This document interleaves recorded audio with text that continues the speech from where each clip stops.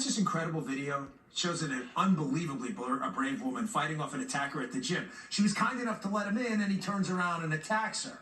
This got me thinking, this could happen to anyone. Would you be able to do the same thing to defend yourself as she did?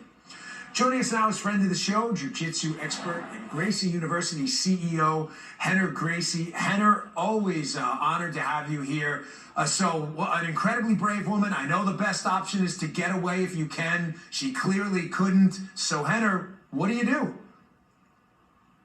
Well, Dan, let me tell you, I spoke to Nashali this morning before getting on the show here with you, and I'm very happy to announce that she accepted our offer to start learning Gracie Jiu-Jitsu at our certified training center in Largo, Florida. So she'll be way more prepared next time than she even was the first time around, which we're very excited about. The idea, Dan, is you don't want to go to the ground. You can't run to safety if you're on your back. So let's imagine a situation where someone wants to take you down like the attacker did in this situation. Avoid the ground if you can, but if you can't, like he takes you down, what you want to do is get back to your feet. The problem is, if the attacker's much heavier and stronger, most people on their back are going to flail to get up. So Eve's going to push, she's going to twist, she's going to try, go, Eve, push him off, Eve, go, go, go. And now she's burning energy the entire time, and once she eventually depletes fully, Dan, that's when the attacker carries out the rest of the assault, which is what we don't want to happen. So instead, watch what Eve does when I land on top of her. She brings her legs into the fight. The secret weapon of jiu-jitsu, it's called the guard. So as I'm here, watch what she does.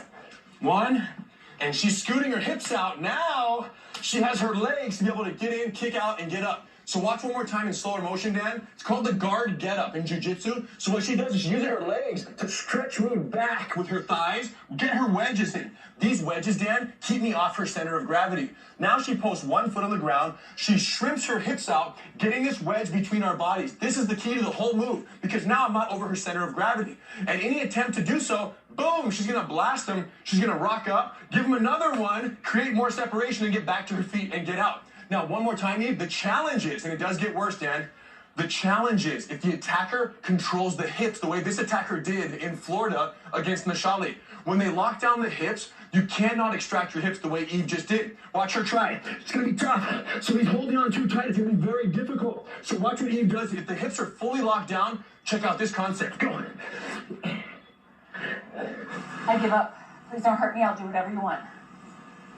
And then at this point, Dan, it creates an interesting dilemma for me. I can either keep holding on for no reason because she's surrendered, or because of her false surrender.